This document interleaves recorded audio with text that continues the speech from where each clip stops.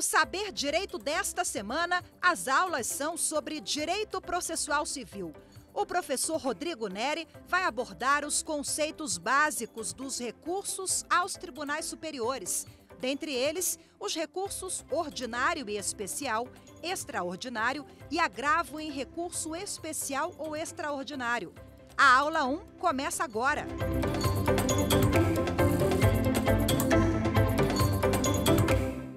Olá a todas e a todos, meu nome é Rodrigo Neri e nós vamos falar um pouco de Direito Processual Civil.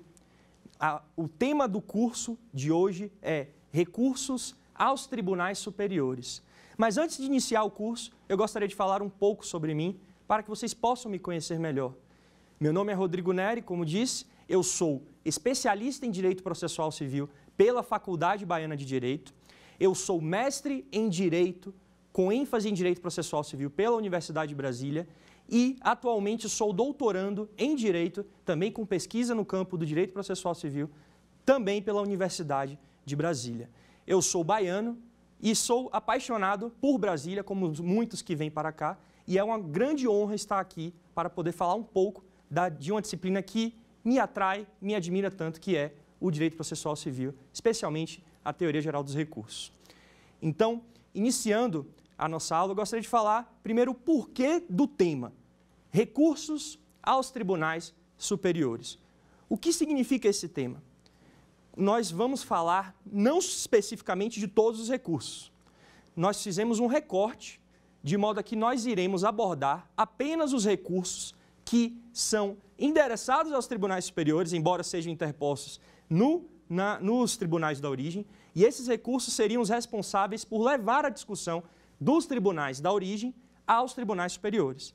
Então, não vamos falar aqui, embora sejam muito importantes, de recurso de apelação, de agravo de instrumento. Esses recursos não serão abordados de forma direta, embora sejam feitas menções. Nós falaremos aqui, em verdade, de recursos que, ainda que sejam interpostos nos tribunais da origem, levem toda a discussão para, ou pretendam levar toda a discussão para os tribunais superiores. Então, pessoal, serão abordados aqui recurso ordinário, é o principal recurso que nós falaremos, um recurso muito importante que, embora tenha grande importância, ele é pouco conhecido pelos estudiosos, pelos estudantes e tudo mais. Nós abordaremos também o recurso especial, recurso de fundamental importância, o recurso extraordinário e, por fim, os recursos de agravo em recurso especial e recurso extraordinário. O ponto que eu quero deixar explicitado para vocês é que este curso ele será voltado a trazer elementos principais de cada um dos recursos que mencionei. Recurso ordinário, recurso especial, recurso extraordinário, agravo em recurso especial e extraordinário. Não serão abordados todos os pontos desse recurso, porque cada recurso desse merece aulas de 1 mês, 2 meses, livros são escritos sobre cada recurso desse. Não é o objetivo deste curso. O objetivo do curso, em geral, e as aulas serão divididas por recursos, é abordar os pontos principais, de modo a que você, estudante, consiga entender, compreender um pouco mais a respeito de cada uma dessas espécies recursais. A primeira aula que teremos aqui será uma aula voltada ao estudo dos conceitos básicos da teoria geral dos recursos, que servirão de instrumento para uma compreensão mais adequada dos outros conceitos relacionados aos recursos específicos que serão ensinados nos próximos encontros.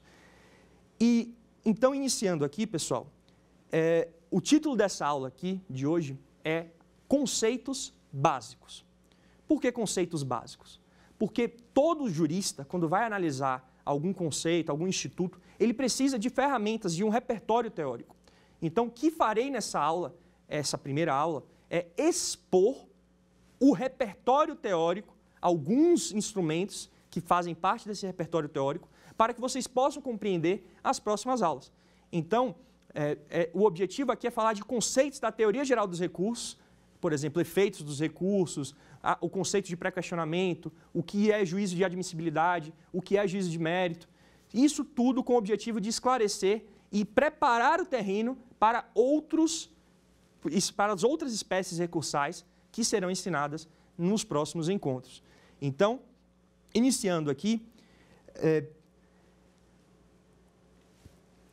o primeiro ponto que eu gostaria de trazer para vocês é o seguinte: o conceito de recurso. Você que está aí em casa, ou no trabalho, ou no celular, pelo celular, ou escutando essa aula, você sabe o que é um recurso? O que significa o conceito recurso? O que a palavra recursos significa? Pois bem, recurso, e esse é um conceito clássico, utilizado pelo professor José Carlos Barbosa Moreira, saudoso professor José Carlos Barbosa Moreira, um dos maiores estudiosos do tema recursos e do direito processual civil como um todo. Recurso, segundo esse professor, é um remédio voluntário, idôneo a ensejar, dentro do mesmo processo, a reforma, a invalidação, o esclarecimento ou a integração da decisão judicial que se impugna. Então, esse é o conceito de recurso. É o remédio idôneo, voluntário, a ensejar, dentro do mesmo processo, a reforma, a invalidação, a integração ou esclarecimento da decisão que se impugna. Esse é o conceito, dado pelo professor Barbosa Moreira. A doutrina, de forma majoritária, adota esse conceito. E o que eu quero trazer para vocês aqui é algumas observações sobre esse conceito para facilitar a compreensão. Por exemplo, recurso. Por que nós falamos que recurso é um remédio idôneo a ensejar, dentro do mesmo processo, a reforma da decisão? Porque o recurso tem essa finalidade. Ele tem essa finalidade de propiciar a reforma da decisão. Porque, por exemplo, se fala em invalidação também. O recurso é o meio idôneo a propiciar a invalidação da decisão. Porque o recurso, ele serve também para, em se constatando uma nulidade, e aqui, pessoal, é importante para distinguir, nulidade, quando falamos aqui invalidação da decisão, nós falamos em invalidação como um gênero que abarca o conceito de nulidade e anulabilidade. Então, quando você percebe uma nulidade, um vício apto a ensejar a nulidade, sendo aqui mais específico, porque é importante destacar aqui que a vertente a qual me filio, e acredito ser a vertente adequada, é a de que a nulidade é uma decorrência do reconhecimento de um vício. E a nulidade, ela é uma consequência de uma decretação feita pelo magistrado. Então, o nulo é o resultado de uma decretação. Então, a nulidade se decreta. No processo civil, você não tem nulidades de pleno direito, você decreta a nulidade. Então, dito isso, o recurso, em se constatando uma nulidade na decisão que foi recorrida, ele tem o objetivo de apontar essa nulidade. Então, por isso, obter a invalidação, porque, como disse, nulidade está dentro do gênero invalidação. Por que agora, pessoal, nós falamos em esclarecimento ou a integração da decisão? Porque recursos também podem ter a finalidade de propiciar o esclarecimento da decisão, uma decisão obscura que necessita ser esclarecida, ou a integração. E nesse caso, até com o esclarecimento da decisão, você obtém a integração. É quando você tem uma decisão que se integra a outra decisão para esclarecer, e ambas serão consideradas juridicamente como um pronunciamento que nós chamamos de integrativo. Então, o recurso, e nós temos o exemplo clássico, que nem vai ser abordado diretamente, mas vai ser mencionado nos encontros que teremos, que é os embargos de declaração. O recurso, ele serve também para propiciar a integração e, especificamente, o esclarecimento da decisão, e é por isso que nós temos que considerar também os embargos de declaração como um recurso. Há uma grande discussão sobre a natureza jurídica dos embargos de declaração, se seriam recursos ou não, mas me parece que a doutrina majoritária entende que os embargos de declaração são, sim, um recurso, e por isso eles propiciam, eles fazem com que no conceito de recurso esteja presente a questão do esclarecimento, sanar a obscuridade, sanar a contradição e também propiciar a integração da decisão. E agora, pessoal, continuando aqui, por que dentro do processo e não necessariamente nos mesmos autos? Quando nós falamos que o recurso é um remédio idôneo voluntário, idôneo a ensejar dentro do mesmo processo a reforma, a invalidação e continua. Por que dentro do mesmo processo e não nos mesmos autos? Porque quando falamos em processo, nós nos referimos a todo o complexo de situações jurídicas processuais formadas no processo, e isso inclui também incidentes processuais, que dão origem a outros autos. Os autos processuais, o conjunto de aquelas folhas do processo que hoje são digitais, que recebem o número, eles não representam todo o processo. É possível que tenham autos principais, que tenham autos incidentais, que tenham recursos que gerem outro número, ou seja, outros autos. E nesse caso, tudo isso compõe um processo. Então, o recurso, exemplo clássico, é agravo de instrumento, pode gerar novos autos. O agravo de instrumento gera novos autos, gera uma nova numeração. Então, nesse caso, o conceito de recurso deve abarcar esse fenômeno. Por isso que se fala em invalidar dentro do mesmo processo, mas não necessariamente nos mesmos autos. Então, fica essa observação.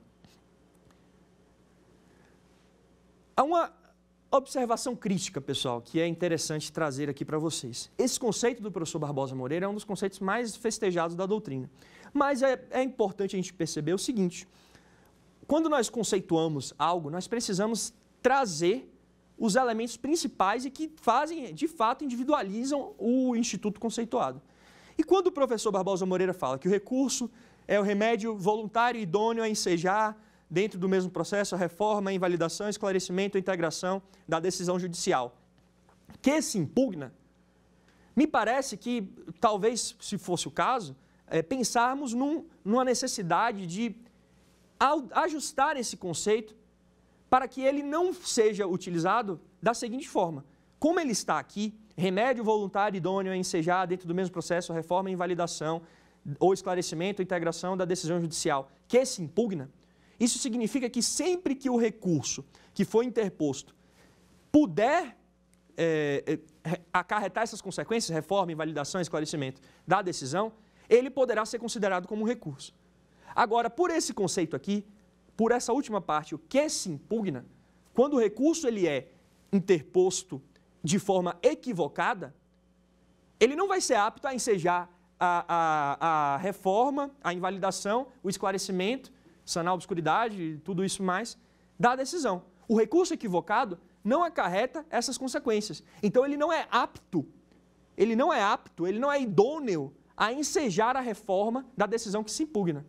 E nós sabemos que é plenamente possível existir erros na hora de interposição do recurso, a interposição de recursos equivocados. Mas, ainda assim, o recurso equivocado não deixa de ser um recurso.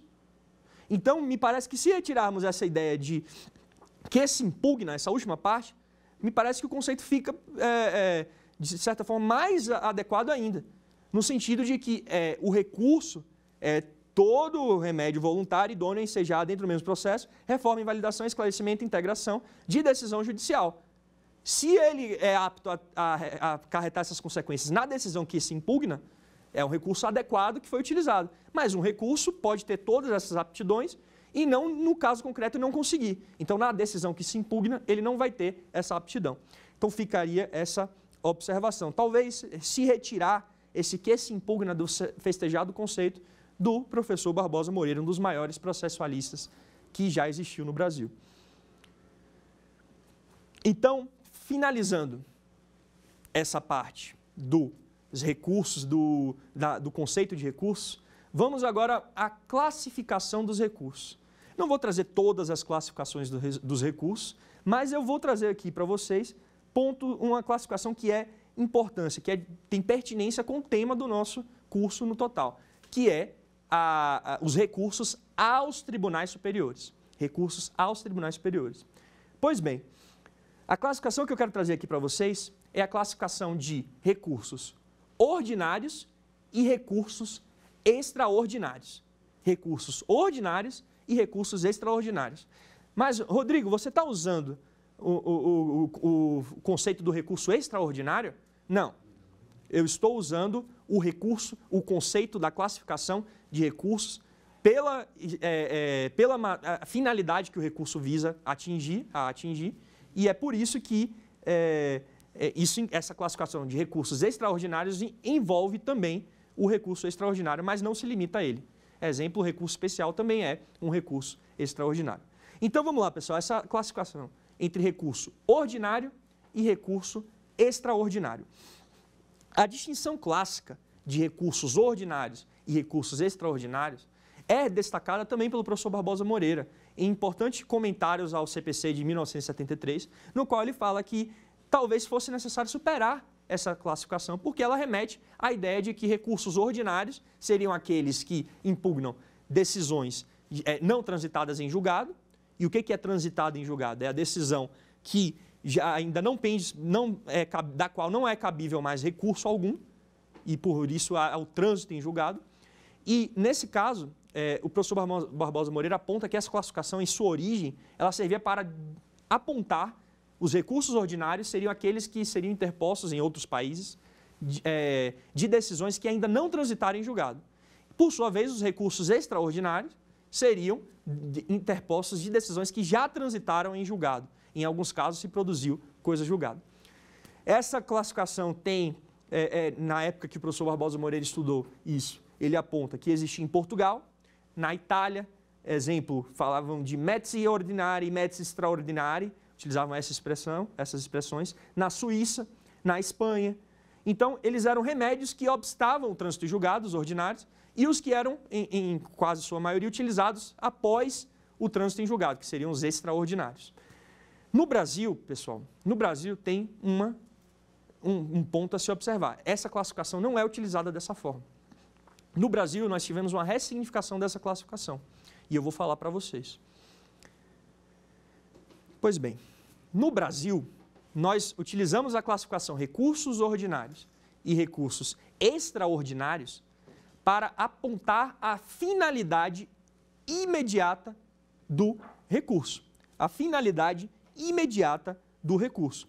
Enquanto os recursos ordinários teriam a finalidade imediata de obter o rejulgamento da causa, os recursos extraordinários, ou também excepcionais, teriam a finalidade de obter a tutela jurídica de determinado, ou seja, lei federal, seja ordenamento constitucional, mas a finalidade imediata seria diversa da finalidade imediata, ou da finalidade dos recursos ordinários, perdão, que é a de obter o rejulgamento da causa. Então, exemplos. Recursos ordinários que têm a finalidade de obter o rejulgamento da causa, como imediata, finalidade imediata. O recurso de apelação, recurso de agravo de instrumento. O recurso também ordinário, é um outro exemplo também. Já recursos extraordinários, excepcionais, que teriam a finalidade diversa do rejulgamento da causa como finalidade imediata, que serviriam para a tutela de outro bem jurídico. No caso do recurso especial, seria a tutela da lei do ordenamento jurídico federal. Do recurso extraordinário, a tutela do ordenamento jurídico constitucional. Então, já dei até os exemplos. São recursos especiais e recurso extraordinário. Os recursos especiais, eles servem para tutelar o ordenamento jurídico federal como fim imediato, eles têm essa finalidade imediata, e os recursos extraordinários servem a título de finalidade imediata para tutelar o ordenamento jurídico constitucional. Então, essa é a observação. Não quer dizer, pessoal, e a gente não pode incorrer nesse equívoco, até em termos de acesso à justiça, que os recursos excepcionais, extraordinários, recurso especial e recurso extraordinário, eles não sirvam para obter, eles não têm a finalidade também de obter o rejulgamento da causa. Não quer dizer isso. Significa dizer que a finalidade imediata é a de obter a tutela de outro bem jurídico. Agora, a finalidade imediata, que inclusive motiva a interposição desses recursos, em sua esmagadora maioria, na maioria dos casos, na esmagadora maioria dos casos, a finalidade imediata, que vem então por trás, não é a imediata, é a finalidade de obter, sim, o rejulgamento da causa. E isso nós precisamos nos atentar para não incorrermos no equívoco de desconsiderar que o recorrente, no recurso extraordinário e no recurso especial, o recorrente, ele objetiva o rejulgamento da causa também, para ter a tutela jurídica no caso concreto. Estabelecida, então, essa distinção entre recursos ordinários e recursos extraordinários, nós falaremos agora de outro assunto da teoria geral dos recursos, que é de grande importância para a compreensão do que será dito nas próximas aulas sobre recurso ordinário, recurso especial, recurso extraordinário e agravo em recurso especial e extraordinário. O tema é efeitos dos recursos. Efeitos dos recursos. Existem vários efeitos classificados pela doutrina. A classificação envolve diversos efeitos e isso varia até de autor para autor. Entretanto, tem alguns que são mais difundidos, algumas classificações são mais difundidas. O objetivo aqui desta aula é trazer algumas delas, das que existem, trazer as que têm pertinência com o que será dito. E é nesse sentido que falaremos então, para começar aqui, nós iniciaremos falando sobre o efeito obstativo do recurso. O que é o efeito obstativo do recurso? O efeito obstativo dos recursos é aquele efeito que é o efeito comum a todos os recursos. Ele tem o objetivo de acarretar, ele se configura, na verdade, como um impeditivo justamente do trânsito em julgado da decisão. O que é isso? Ele posterga o trânsito em julgado para após o julgamento do próprio recurso que foi interposto. Então é o efeito mais comum. A finalidade do recurso, uma finalidade essencial, é impedir o trânsito em julgado e, a depender da situação, a produção de coisa julgada. Não confundindo aqui trânsito em julgado com coisa julgada, são coisas distintas. A coisa julgada é a estabilidade que é produzida pela decisão somada ao trânsito em julgado. Mas alguns doutrinadores entendem que nem todas as decisões produzem coisa julgada. Então nós temos que fazer essa distinção entre a estabilidade e o trânsito em julgado. O trânsito em julgado é justamente a impossibilidade de questionar a decisão por vias recursais. Então, o efeito obstativo, ele obsta o trânsito em julgado, como o próprio nome já adianta, ele obsta o trânsito em julgado. E é o efeito mais comum dos recursos. Esse é um efeito importante que precisamos entender, compreender de forma adequada para justamente prosseguirmos nas reflexões sobre recursos. O próximo efeito que eu gostaria de falar com vocês é um efeito fundamental para a compreensão da sistemática recursal. Me refiro aqui ao efeito devolutivo. Ao efeito devolutivo. Mas como assim? Como assim devolutivo? Porque você devolve ao juízo jurisdicional a questão que foi impugnada. Pode ser o mesmo juízo ou pode ser outro juízo. Mas você leva a conhecimento do juízo que irá analisar o recurso a questão impugnada. Então, um ponto a se observar. Efeito devolutivo não necessariamente está atrelado à ideia de que você vai modificar o juízo que vai analisar a causa. Não significa dizer que há uma modificação do juízo que irá analisar a causa. O efeito devolutivo é simplesmente levar ao conhecimento do juízo que vai julgar o recurso, podendo ser até o mesmo juízo, a questão que foi impugnada. Por que eu falo isso? Porque nós temos um recurso chamado embargos de declaração, que é um recurso que é julgado pelo mesmo juízo. Não há a modificação do juízo, o mesmo juízo fará a análise da decisão. E os embargos de declaração possuem efeito devolutivo. Quem aponta isso já há muito tempo é o saudoso professor Frederico Marx. Então o efeito devolutivo não necessita de uma modificação do juízo. Ele significa, em sua essência, levar a conhecimento do juízo que irá julgar o recurso, competente para julgar o recurso, a questão.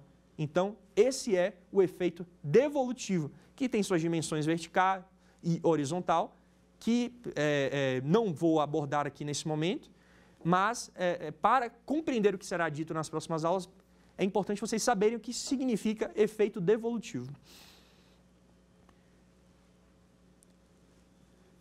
O próximo efeito que eu gostaria de falar com vocês, pessoal, é o efeito suspensivo. Esse efeito é muito importante compreender o que é o efeito suspensivo.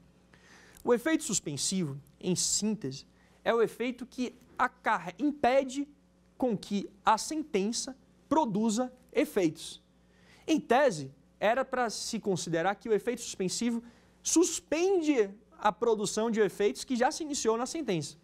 Só que nós temos uma observação muito pertinente do professor José Carlos Barbosa Moreira e do professor Ovidio Batista também, no sentido de que o efeito suspensivo, na verdade, ele não é do recurso propriamente dito. O efeito suspensivo, ele reside na recorribilidade. Aqui menciona expressamente o professor Ovidio Batista. Ele reside na recorribilidade. É a recorribilidade que impede a produção de efeitos da decisão recorrida. A decisão recorrida, quando a recorribilidade... O que é a recorribilidade? Recorribilidade é a possibilidade de ser interposto o recurso. É o estado de pendência antes do trânsito em julgado. Então, a recorribilidade é o que impede a produção de efeitos por parte da decisão. A decisão, quando um recurso que poderá ser interposto tiver efeito suspensivo, essa decisão não produz efeitos até que haja o trânsito em julgado. Até que haja o trânsito em julgado. Então, somente a previsão de um efeito suspensivo num recurso que poderá vir a ser interposto ou não, somente a previsão de cabimento desse recurso já impede a produção de efeitos da decisão que poderá ser ou não recorrida. Então, não é adequado se falar que um recurso possui efeito suspensivo, mas sim a recorribilidade é que possui efeito suspensivo. Entretanto, para fins didáticos, a doutrina se refere, menciona que os recursos possuem efeito suspensivo. Isso para possibilitar uma compreensão do fenômeno de forma mais didática. Só que é importante a gente ter essa distinção entre recorribilidade, como efetiva portadora do efeito suspensivo, e o próprio recurso, que é interposto e prolonga esse efeito suspensivo. Então, se fala que determinados recursos possuem efeitos suspensivos ou não. A regra no sistema processual brasileiro é a inexistência de efeito suspensivo na recorribilidade. Só que nós temos uma situação que é a do recurso mais comum, que é o recurso de apelação, na qual, em regra, há efeito suspensivo nesse recurso, na recorribilidade desse recurso. E aqui falarei nesse recurso apenas para fins didáticos. Então, o recurso de apelação, por ser um recurso comum, acaba deixando confuso o estudioso quando vai analisar que, na regra, os recursos, a maioria dos recursos não possui efeito suspensivo. Somente o recurso de apelação, em regra, o recurso de apelação seria uma exceção a essa regra de que a maioria dos recursos não possui efeito suspensivo. Só que é confuso porque a maioria dos casos que o estudioso, o estagiário, o advogado se depara na vida prática é de recurso de apelação. O que, então, acaba gerando essa confusão na hora de estudar, mas, em síntese, a regra no sistema processual brasileiro é de o recurso não ser dotado de efeito suspensivo. E quando você fala efeito suspensivo, Rodrigo, você está querendo dizer o quê? O que acaba sendo objeto desse efeito suspensivo? São os efeitos da decisão. Uma decisão, ela precisa produzir efeitos e ela tem a aptidão de produzir efeitos. E se não tiver nenhum fator que impeça essa produção de efeitos, ela produzirá esses efeitos. E é justamente a influência que a decisão tem perante o mundo da vida e também o mundo jurídico. A decisão, para atingir sua finalidade jurisdicional, precisa produzir efeitos. O efeito suspensivo impede a produção desses efeitos. E é por isso que ele é muito importante de ser entendido. Então, o efeito suspensivo é aquele que impede a produção dos efeitos da decisão. Por sua vez, pessoal, um próximo efeito importante de ser falado aqui é o efeito extensivo. Efeito extensivo. É o efeito que acarreta a possibilidade de aproveitamento do recurso por terceiro, que não interpôs o recurso. É aquele que está no processo e que se aproveita do recurso que foi interposto. Então, é uma extensão, como diz o professor Barbosa Moreira, uma extensão subjetiva do efeito do recurso, que é impedir o trânsito em julgado, o efeito obstativo, aproveita os demais litigantes. Então, por exemplo, fulano interpõe o recurso, Ciclano e Beltrano estão no processo e é uma hipótese em que se permite a extensão dos efeitos do recurso. Então, o recurso ele vai ser aproveitado para Ciclano e Beltrano. é o efeito extensivo do recurso. É a extensão subjetiva do recurso, dos efeitos decorrentes do recurso e do julgamento do recurso. Aproveita aos demais litigantes. Outro efeito também muito importante de se compreender, especialmente no cenário dos efeitos dos recursos excepcionais e extraordinários, que são recurso especial e recurso extraordinário. Me refiro agora ao efeito translativo. Efeito translativo. O que é isso? Nós sabemos que há o efeito devolutivo. Só que o efeito devolutivo, é importante observar aqui, ele ocorre em razão da impugnação da questão e é necessário que o recorrente impugne a questão e leve essa questão ao julgador. Só que tem determinadas questões que eventualmente não são impugnadas, mas que ainda assim podem ser objeto de conhecimento do julgador do recurso. E é nesse caso, quando falamos em efeito translativo, nos referimos justamente ao efeito que possibilita que determinadas questões sejam analisadas, mesmo sem terem sido levadas a conhecimento em razão do efeito devolutivo. É possível dizer que o efeito translativo é uma espécie do gênero do efeito devolutivo. Ocorre que, para fins didáticos, é importante trazer essa distinção.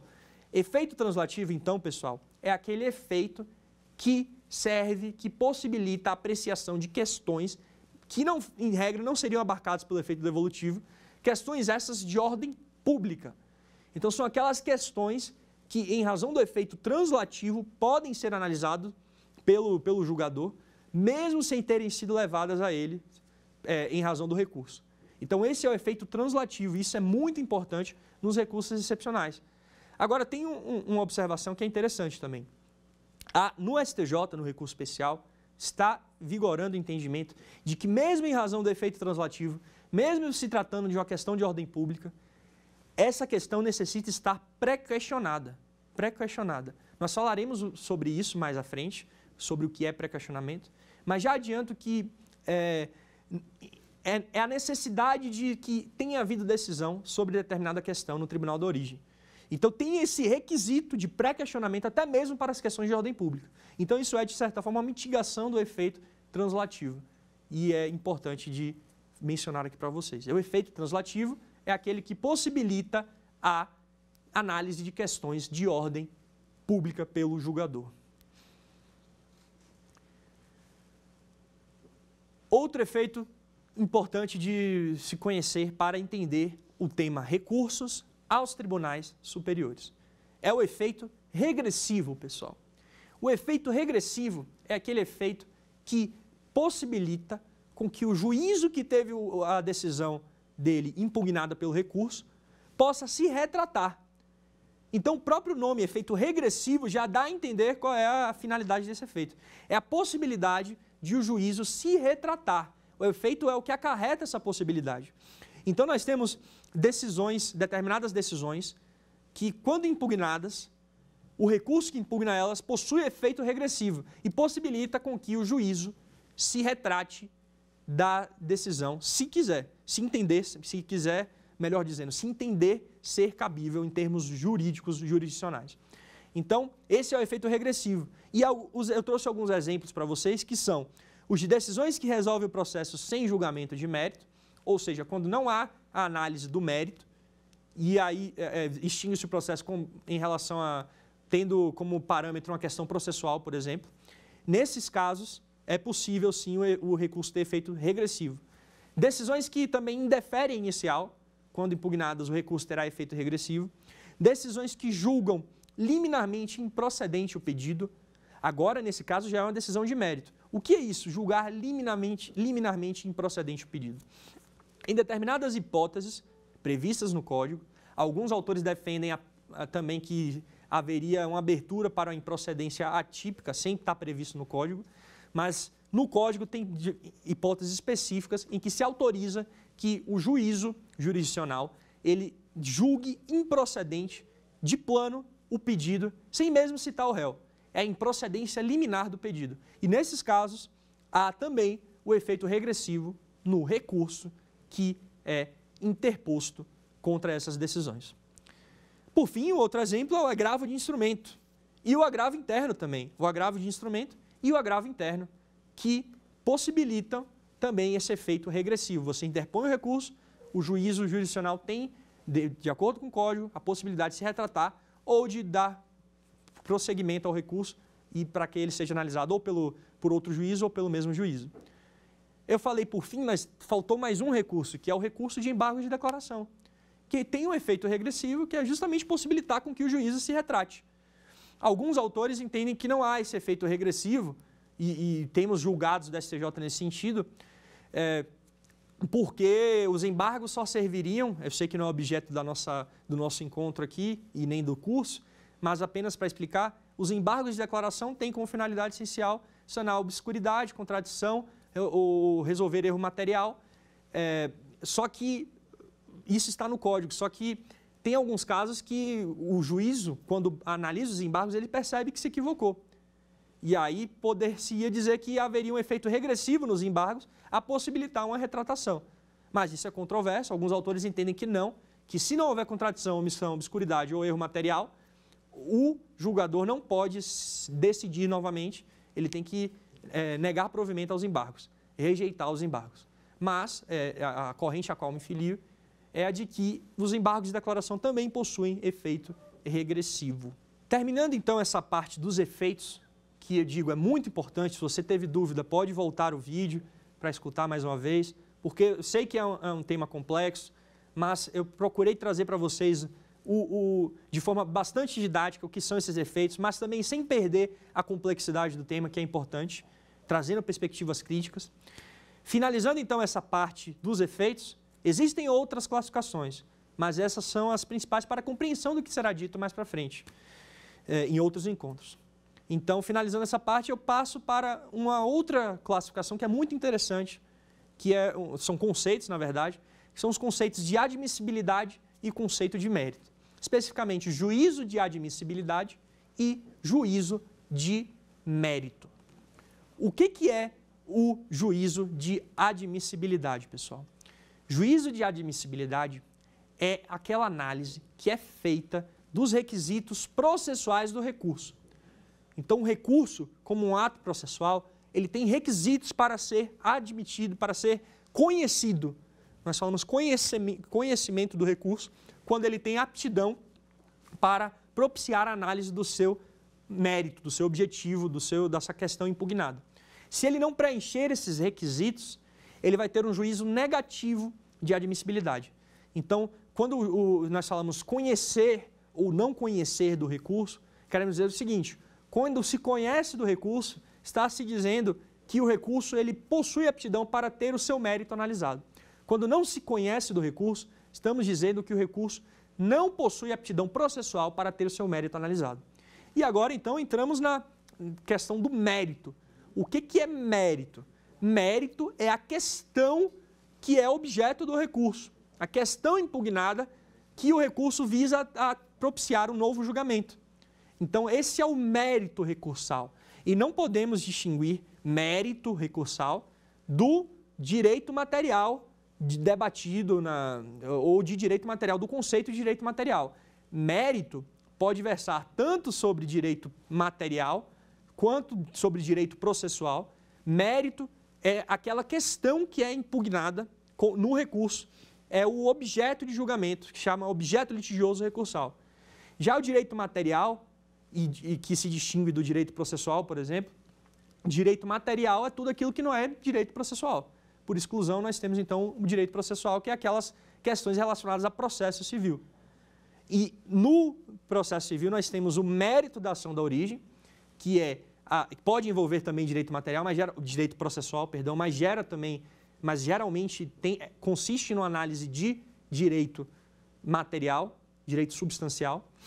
Nós temos o mérito da ação da origem e nós temos o mérito recursal. O mérito recursal pode ser voltado, como eu falei no início, à análise de uma nulidade da decisão. E a nulidade é uma questão processual. Então, o mérito recursal pode envolver análise de questões estritamente processuais. Uma nulidade de decisão, vício de procedimento. Então, o mérito recursal pode envolver tanto questão processual quanto questão de direito material. E essa distinção é importante. Então, quando falamos em juízo de admissibilidade e juízo de mérito, o juízo de admissibilidade você analisa os requisitos do recurso que bateu na porta do julgador para que ele possa ser analisado. Se esse recurso tiver todos os requisitos, ele vai ter uma chave para poder abrir essa porta. Se ele não tiver todos os requisitos, essa chave que ele tenta abrir a porta não vai funcionar. E ele não vai conseguir, então, fazer com que a questão que ele está levando, que ele busca levar ao judiciário, ao julgador para análise, seja devidamente analisada. Por que existe isso? Porque você tem requisitos que devem ser preenchidos para postergar o trânsito em julgado e propiciar um rejulgamento da causa. São requisitos processuais e esses requisitos devem ser atendidos. Então, nós temos essa distinção. E o juízo de admissibilidade, ele é feito nos recursos e, se superar o juízo de admissibilidade, o mérito do recurso é analisado. E é muito comum recursos não serem conhecidos, ou seja, terem juízo de admissibilidade negativo, no direito processual civil brasileiro. Então, é muito comum recursos não serem conhecidos. Por isso que essa distinção é importante. Quando não se conhece do recurso, não se tem uma análise do mérito desse recurso. O mérito desse recurso não é julgado, então a decisão necessariamente que será mantida é a decisão recorrida e não haverá uma substituição da decisão negativa de conhecimento, da decisão recorrida que negou o conhecimento ao recurso. Agora eu quero, pessoal, que vocês prestem atenção, porque esse ponto aqui, somado com o outro ponto que eu falei de juízo de admissibilidade e juízo de mérito, eles são fundamentais para a compreensão dos recursos aos tribunais superiores.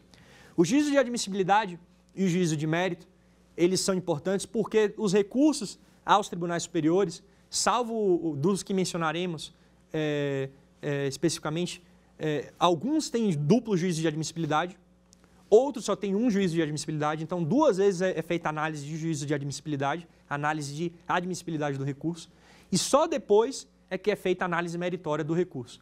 Só que o juízo de admissibilidade é importante porque alguns recursos têm requisitos tão específicos que é muito difícil fazer com que o mérito do recurso seja analisado.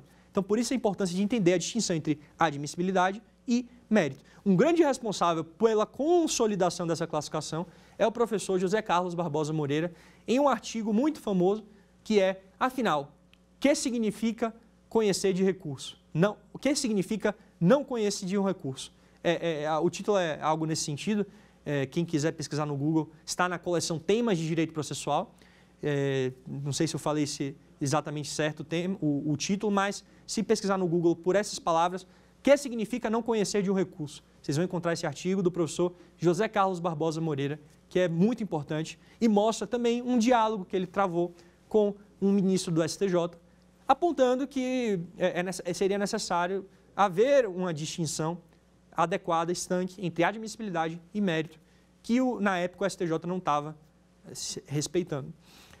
Então, a admissibilidade e o mérito são temas muito importantes. E agora o tema que eu vou falar é também de suma importância. Então, peço que vocês prestem atenção, mais ainda, porque eu sei que vocês estão prestando atenção até aqui, que é o tema do pré-questionamento. Pré-questionamento, pessoal. O que é pré-questionamento? O próprio nome não ajuda na compreensão do que é o fenômeno. Pré-questionamento nos dá a entender que é um questionamento prévio, questionamento anterior. Só que, pessoal, o pré-questionamento, na verdade, deve ser entendido como o seguinte, para que vocês nunca se esqueçam.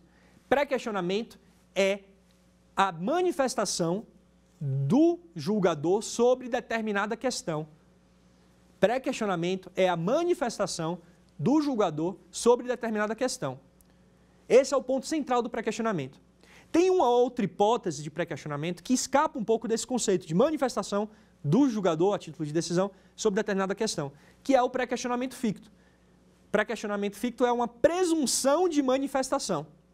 É uma presunção de manifestação. Então, o pré-questionamento é a manifestação sobre determinada questão e o pré-questionamento ficto é a presunção de manifestação. A origem do pré-questionamento está justamente no seguinte. ela se aplica aos recursos excepcionais, recurso especial e recurso extraordinário, que nós vamos estudar.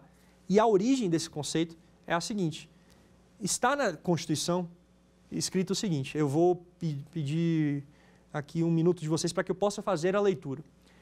Está na Constituição, no artigo 102, inciso 3º, o seguinte, quando versa sobre recurso extraordinário. É de competência do Supremo Tribunal Federal, abre aspas, julgar, mediante recurso extraordinário, causas decididas em única ou última instância. Preste atenção, eu falei causas decididas. Isso está na Constituição. Então, somente é competente para julgar recurso extraordinário, o Supremo somente é competente para julgar recurso extraordinário interposto de causas decididas. E para que a causa seja considerada decidida, é necessário que tenha havido a manifestação sobre essa questão. Então, pré-questionamento é justamente a exigência de manifestação dessa questão, a constatação de manifestação decisória dessa questão. Então, é a causa decidida. Porque se não tiver havido manifestação sobre a questão, não terá havido pré-questionamento e não terá sido atendido esse requisito da causa decidida. Da mesma forma, com o recurso especial. No recurso especial, nós temos julgar, o STJ é competente para, abre aspas, julgar em recurso especial as causas decididas, em única ou última instância. Então, causa decidida é a exigência, é o que faz com que a doutrina e a jurisprudência conceba que se exija, seja exigível o pré-questionamento. Em razão dessa exigência, dessa previsão da causa decidida, o STJ não pode julgar questões que não foram decididas pelos tribunais da origem. Então, são causas decididas. O pré-questionamento é isso, manifestação decisória sobre determinada questão. Só que nós temos uma hipótese na qual o tribunal, mesmo em estado a se manifestar, ele não se manifesta sobre a questão. E é nesse caso em que ocorre o chamado pré-questionamento ficto, do artigo 1025 do CPC. O pré-questionamento ficto é justamente aquele propiciado pelos embargos de declaração, e que está previsto no 1025 do CPC, que faz com que se estabeleça uma presunção de manifestação. Por isso que se fala em pré-questionamento ficto, que é uma presunção de manifestação sobre determinada questão, em razão dos embargos de declaração. Então vamos agora ao nosso quiz.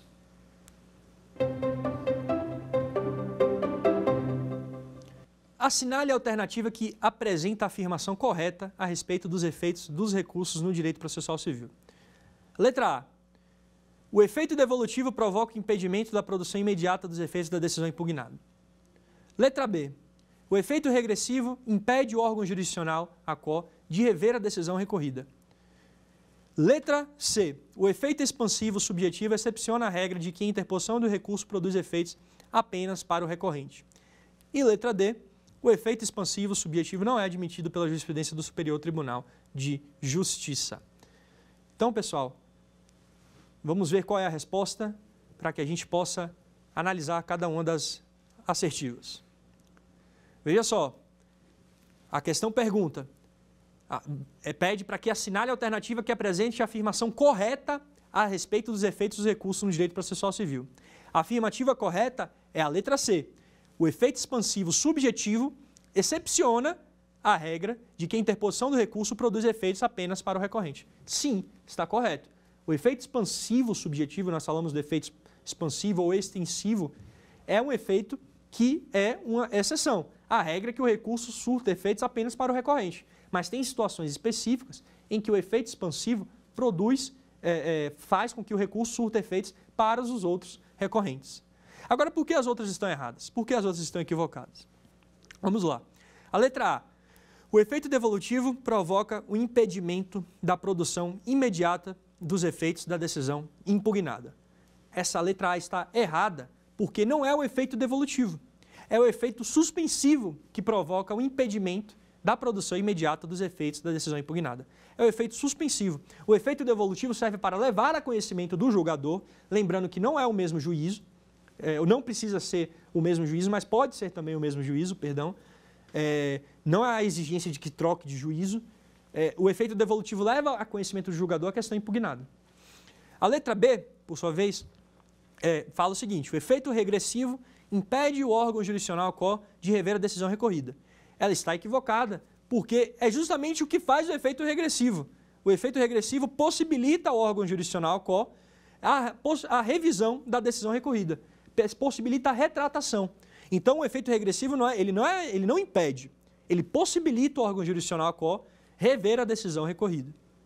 Por fim, a letra D, o efeito expansivo subjetivo, ela afirma, o efeito expansivo subjetivo não é admitido pela jurisprudência do Superior Tribunal de Justiça. Errado. É admitido sim. É admitido, e tanto é que essa letra D ela contradiz até a letra correta, que é a letra C.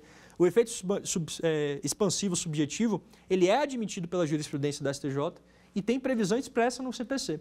Então, essa letra está equivocada. Vamos então à próxima pergunta.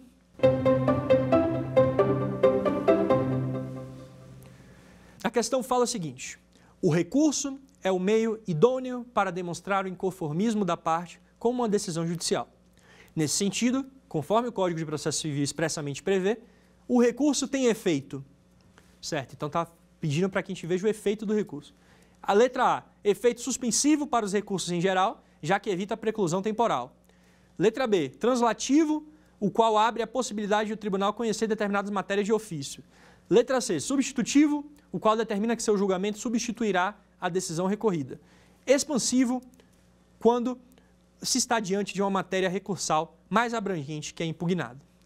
Então, a letra que deve ser marcada é a letra C, substitutivo, o qual determina que seu julgamento substituirá a decisão recorrida. Essa é a letra correta. Mas por que as outras estão erradas? Essa C está correta porque, sim, é o efeito substitutivo que acarreta a substituição da decisão recorrida. De modo que, até para fins de rescisória, em havendo uma decisão de mérito, ela substitui a decisão recorrida no recurso, de modo que, até para ajuizamento de ação rescisória, você tem que questionar a decisão que substituiu. E isso afeta questões de competência e tudo mais. Mas os recursos acarretam essa possibilidade de substituição da decisão recorrida pela decisão que se obtém. E aí, pessoal, vamos ver então as outras letras para saber o que está errado nessas letras. A letra A, nós temos fala o seguinte: o efeito suspensivo para os recursos em geral, já que evita a preclusão temporal. Não é o efeito suspensivo que acarreta a preclusão temporal. O efeito suspensivo impede a produção de efeitos, suspende a produção de efeitos da decisão recorrida. O que impede o que evita a preclusão temporal, ou o trânsito em julgado, é o efeito obstativo. O efeito obstativo. Então, essa letra A está errada, porque ela deveria falar sobre efeito obstativo. Por sua vez, a letra B. Efeito translativo, o qual abre a possibilidade de o tribunal conhecer determinadas matérias de ofício. O efeito translativo, ele acarreta a possibilidade de se conhecer questões de ordem pública. Questões de ordem pública. Ele possibilita isso, ele serve para levar questões de ordem pública. Então, não necessariamente está correta essa assertiva. Por sua vez, a letra D fala efeito expansivo, quando se está diante de uma matéria recursal mais abrangente que a impugnada. O efeito expansivo não significa isso. O efeito expansivo é justamente aquela possibilidade de o recurso aproveitar ademais outros sujeitos. Só que essa letra D também está errada, porque quando você está diante de uma matéria recursal mais abrangente que a impugnada, você estaria até numa contradição, porque para ser uma matéria recursal você tem que ter impugnado a questão. Então, é um ponto a se observar também. Então, vamos para a próxima pergunta. Vamos lá, essa já é mais curta. Com relação aos efeitos recursais, assinale a alternativa incorreta. Então, vejam, ele quer que assinalemos a alternativa incorreta. Então, dessas 4 alternativas, uma delas está incorreta, as outras estão corretas. Então, vamos lá, fazer a leitura. O efeito obstativo consiste no impedimento do trânsito em julgado da decisão. A segunda, o efeito suspensivo, a letra B. Efeito suspensivo impede a execução imediata da decisão recorrida. C. O efeito regressivo estabelece que a decisão proferida no recurso, juízo ad quem, substituirá a decisão recorrida. E o efeito translativo é a possibilidade do tribunal julgar matérias de ordem pública que, por serem conhecidas de ofício, prescindem de manifestação da parte. Então, vamos lá, qual que é a resposta? A resposta é letra C, ou seja, a letra C está equivocada. O efeito regressivo estabelece que a decisão proferida no recurso, juízo ad quem, substituirá a decisão recorrida. Então, pessoal, vamos ver por que a letra C está equivocada. Ela está equivocada porque ela confunde efeito regressivo com efeito substitutivo. O efeito substitutivo é aquele que acarreta a possibilidade de substituir a decisão recorrida pela decisão que seja também da mesma natureza no âmbito do recurso, no bojo do recurso. Então, esse é o efeito substitutivo. A decisão do recurso, se for da mesma natureza que a recorrida, substitui a decisão recorrida. Por sua vez, o efeito regressivo é aquele que possibilita a retratação após a interposição do recurso. A regra é não haver efeito regressivo, mas em algumas situações é possível que o juízo se retrate, e esse é o chamado efeito regressivo. Por sua vez, a letra A fala que o efeito obstativo consiste no impedimento do trânsito em julgado da decisão. Está correto, o efeito obstativo impede o trânsito em julgado da decisão, obsta o trânsito em julgado. A outra letra B, o efeito suspensivo impede a execução imediata da decisão recorrida. Então, está correto também o efeito suspensivo, por impedir a produção de efeitos da decisão recorrida, ele impede a execução imediata da decisão recorrida, destacando que nós temos a possibilidade de se iniciar o chamado cumprimento provisório, embora essa nomenclatura seja passível de críticas, mas é possível haver cumprimento provisório de decisões que ainda estão sendo, por exemplo, objeto de recurso sem efeito suspensivo. Se o recurso tiver sido interposto e não tiver efeito suspensivo, essa decisão poderá ser executada, cumprida imediatamente.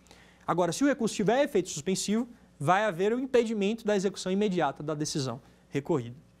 E, por fim, o efeito translativo, a letra D, o efeito translativo é a possibilidade de o tribunal julgar matérias de ordem pública que, por serem conhecidas de ofício, prescindem de manifestação da parte. Sim, está correto.